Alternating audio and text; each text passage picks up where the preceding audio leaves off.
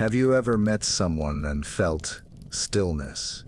Not the kind of stillness where everything just pauses, more like the world exhales, like reality takes a step back, makes space for something sacred, and suddenly you're not thinking, you're just feeling. It's subtle, but heavy, like gravity not pulling your body, but pulling your soul.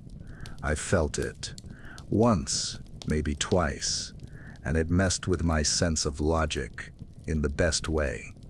Now, sure, people call it chemistry, or fate, or just one of those things. But honestly, that explanation feels way too small. Because when something cracks through the noise like that, when your inner world syncs with the outer, you feel it in your bones. Carl Jung had a word for this: synchronicity. It's not coincidence, it's not magic, it's precision.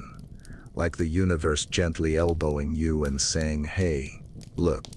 And what if, just stay with me here, what if some of the people we meet aren't random at all?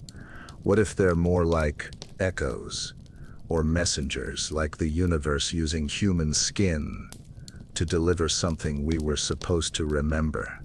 When you're ready, truly ready, the universe doesn't shout. It whispers, it dreams, it taps on your shoulder with something undeniable. And this isn't about romance, it's about soul-level recognition. The kind that rearranges your internal compass. The kind you don't bounce back from. Not entirely. So if someone ever walked into your life and it felt like everything shifted, yeah, this message is probably for you. Chapter 1: The universe doesn't yell, it murmurs. Funny how the most important moments in life show up quietly. No fanfare, no flashing signs, just a subtle nudge, like the moment before a storm. That hush, that eerie calm, that's how it feels when someone meant for your soul arrives. Not butterflies, not sparks, it's more like still water, deep and oddly familiar. You meet them, you say a few words, and suddenly it's like your nervous system exhales. Your mind stops spinning. Your guard drops a little, even if you're not sure why. You just feel known. It's not about their face or their words. It's their energy, the way they carry something that feels like home you never knew you missed. And no, that's not fantasy talking. That's resonance. Alignment. A wordless yes between two spirits. Carl Jung once said, until you make the unconscious conscious, it will direct your life and you will call it fate. And honestly, that line still gives me chills. Because once you start doing the work, facing your shadows, holding your truth, the outside world begins to shift. Quietly, magically, and sometimes that shift looks like a person. Someone who doesn't complete you. You're not missing pieces, but someone who mirrors you, the version of you you've been working toward, or hiding from. And the wildest part, that kind of connection doesn't always feel romantic at first. Sometimes it feels unsettling. Sometimes it feels too familiar, like remembering something you never consciously knew. Chapter 2: You start seeing patterns you can't explain. Okay, let's be real. You've had this happen, right? You think about them, and your phone lights up, not an hour later, not tomorrow. That like they picked up on your signal, even though they're miles away. You're out somewhere random, an airport you've never been to, a street you don't usually walk, and there they are, again. No warning, no plan. It doesn't feel accidental. It feels, and I know how dramatic this sounds, choreographed. Then the signs start stacking up. Their name keeps popping up. A stranger mentions something oddly specific that reminds you of them. Lyrics in a song feel like they were pulled from your exact thoughts. You weren't looking for signs, but suddenly the signs are looking for you. This is where Jung's idea of synchronicity comes in hot. He called it the meaningful coincidence of events that are not causally related. In simpler terms, stuff happens that defies logic, but it hits you in a place logic doesn't reach anyway. And you know what most people miss? These things don't happen when you're asleep at the wheel.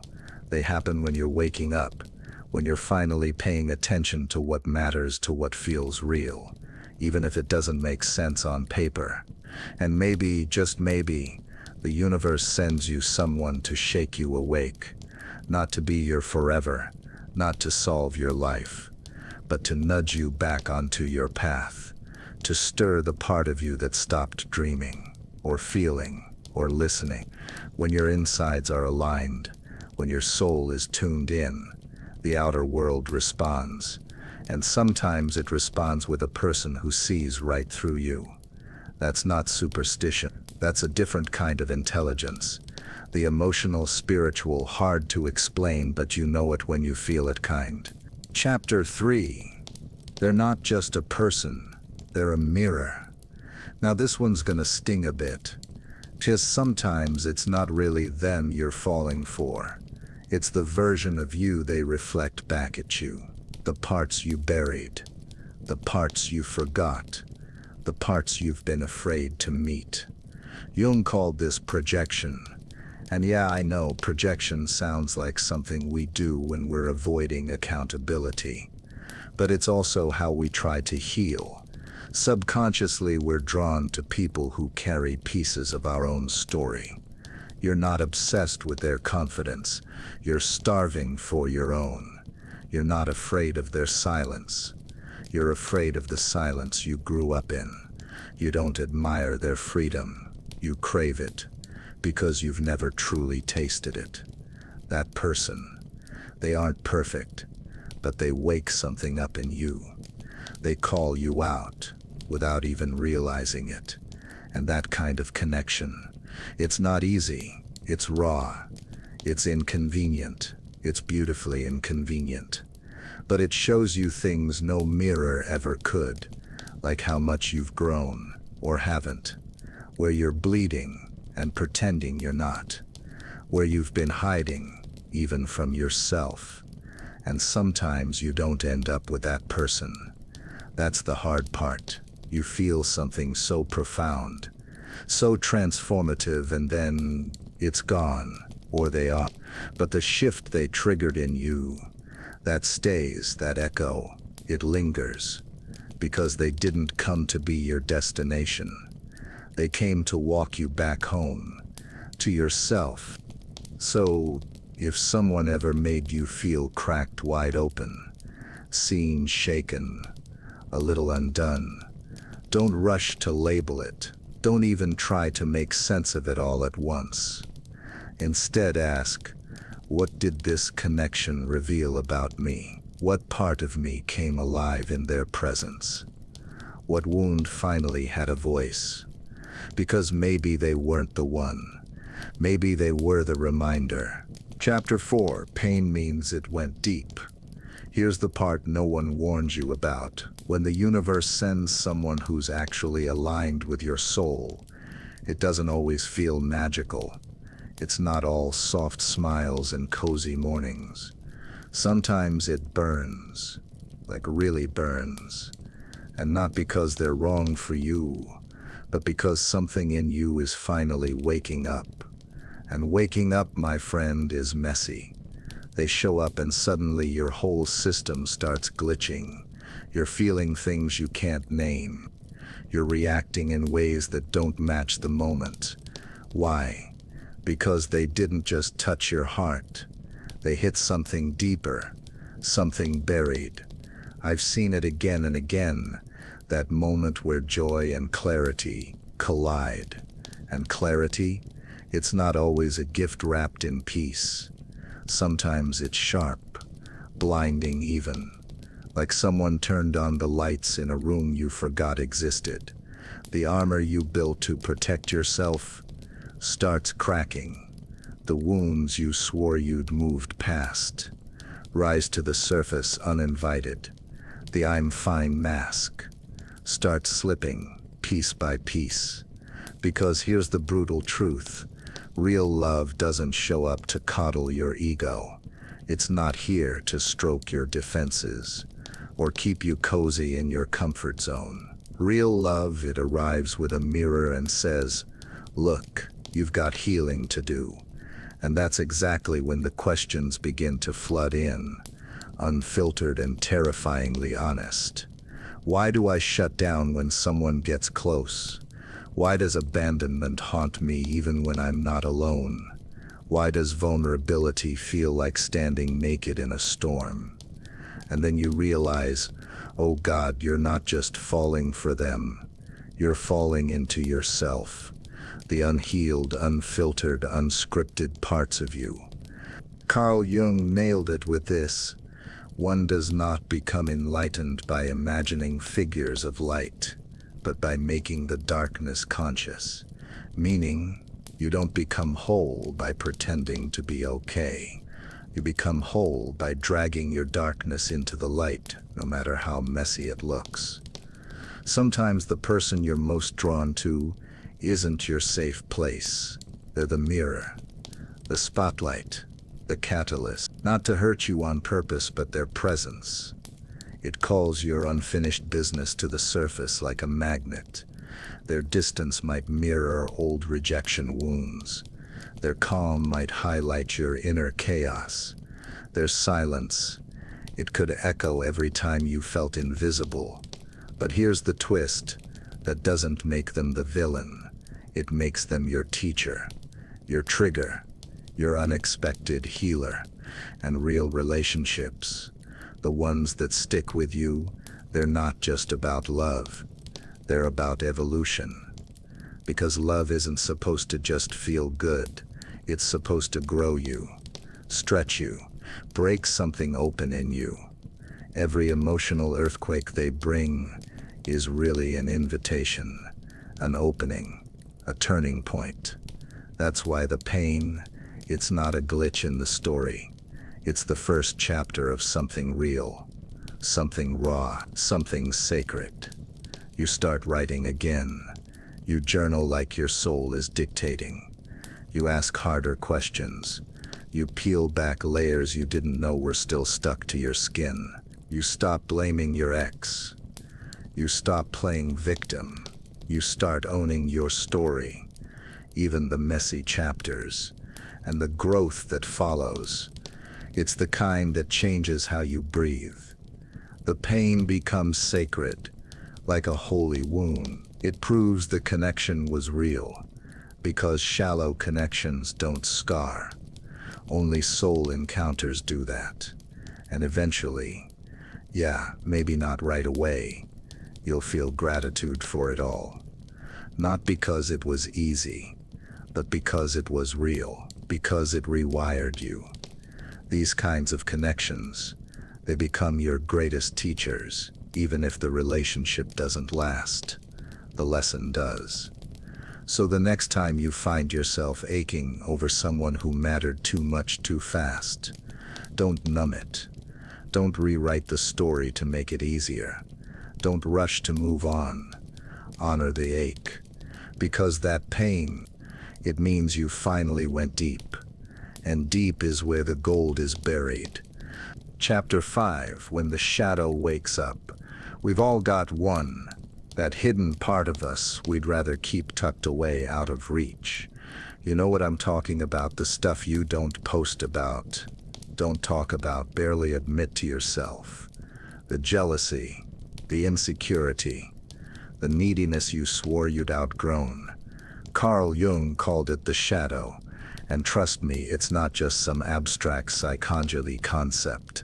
It's personal. It's the stuff that wakes you up at 2 a.m. and makes you question everything. Most days you manage to keep it under control. You smile. You perform. You get through. You keep it locked behind curated photos and practiced confidence. Until boom, someone walks into your life. And not just someone. A soul connection. One of those people you didn't see coming. But suddenly they're everywhere. In your thoughts, in your dreams, in your nervous system. And here's what they do without even trying. They unlock the vault. Suddenly you're acting in ways that confuse even you. You feel jealous, and you're not the jealous type. You feel clingy, but you pride yourself on being chill.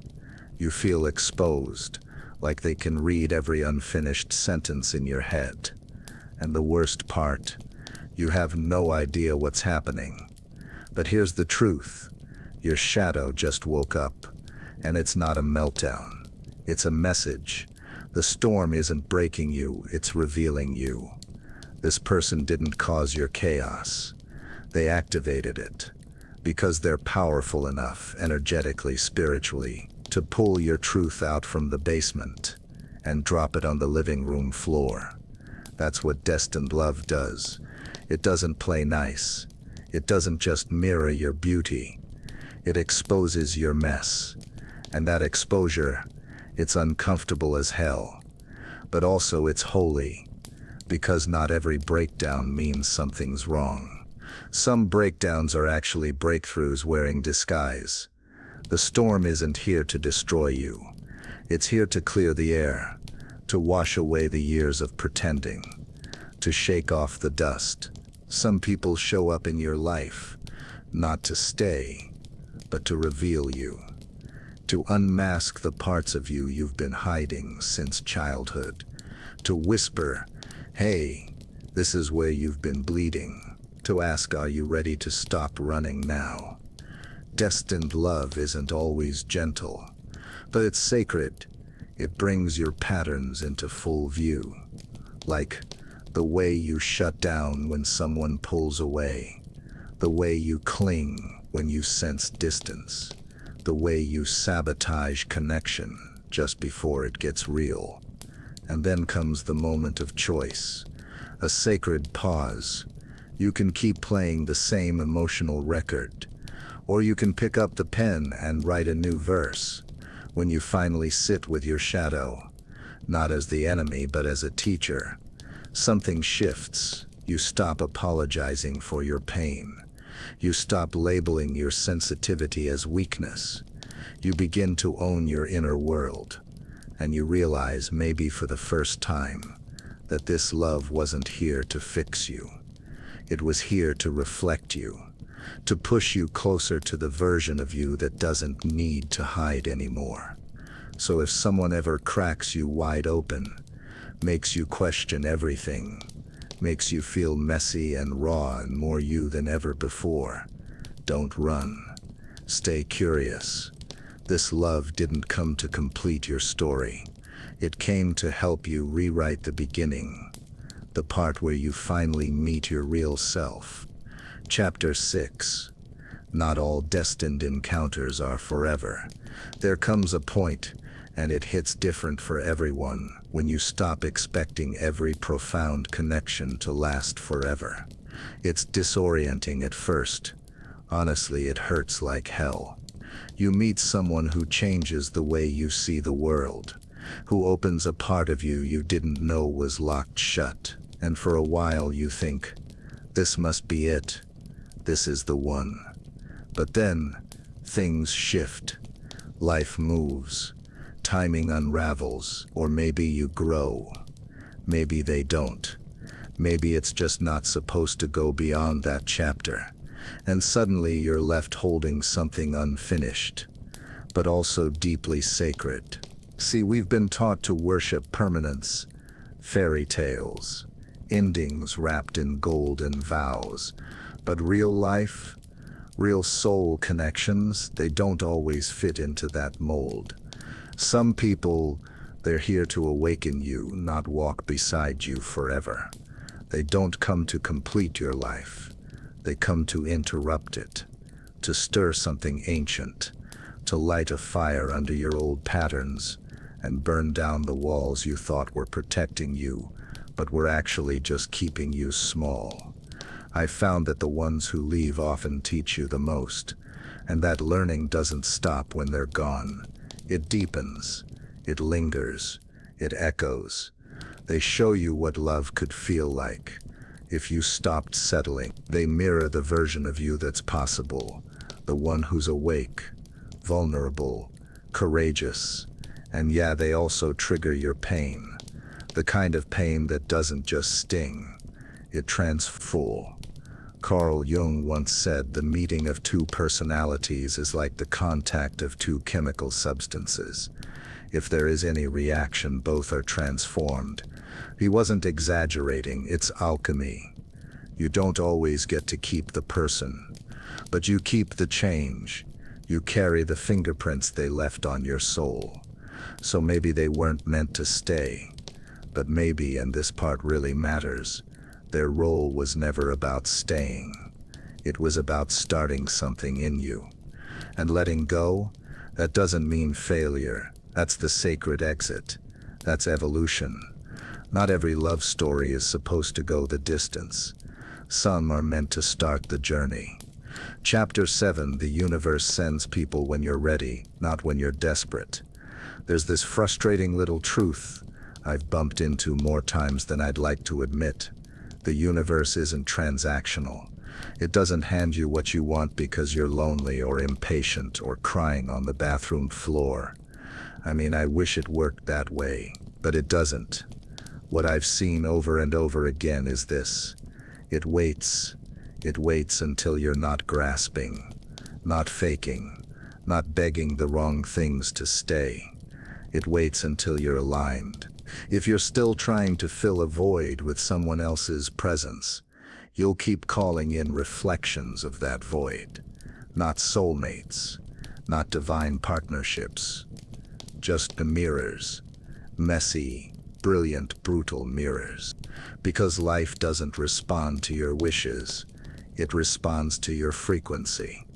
If you're vibrating on fear and scarcity, you'll attract people who confirm that fear. If you're aching to be saved, you'll find someone who reflects that ache, not someone who can hold it. It's wild, right? You think you want love, but what you're putting out is unhealed trauma dressed up as chemistry. And then comes the shift. One day, after the heartbreaks and letdowns and quiet moments of collapse, you stop chasing. You stop performing. You sit with your own silence. You let the loneliness say what it needs to say. You make peace with the parts of yourself that used to terrify you. That's when something changes. Not overnight, but subtly, powerfully. You no longer ask, when will they come? You ask, who am I becoming while I wait? And when that question anchors into your soul, the universe responds. Not loudly, not with some grand dramatic gesture. It's quiet. A conversation that feels like home. A presence that doesn't spike your nervous system. A love that feels safe. Because you feel safe with yourself. That's how you know it's real. When it doesn't rattle you, it grounds you. Because they're not coming to fix you. They're arriving to meet you, and you're finally ready to be seen. Conclusion. Let's not romanticize every connection into permanence. Sometimes the deepest love is the one that leaves, and still stays with you, in how you speak, in what you expect, in what you refuse to tolerate anymore. People show up in our lives for all kinds of reasons, some to wake us up, some to test us, some to love us for a season, and some to break us wide open. And maybe the point was never about how long they stayed. Maybe the point was how deeply they reached. So if someone came to mind while reading this, don't dismiss it, feel it, honor it, learn from it. And when you're ready, share it. Because stories heal. Yours might just be the mirror someone else needed today. If this touched something in you, like even a little, let it ripple. Comment. Subscribe. Send it to that one friend who knows. Because the universe speaks in whispers. And sometimes those whispers sound a lot like your story. And if you're still listening, maybe that means you're finally ready to hear it. We talked about soul encounters, shadows, and the mirrors we meet disguised as people. Explore the unconscious with us. Subscribe so you don't miss the next videos.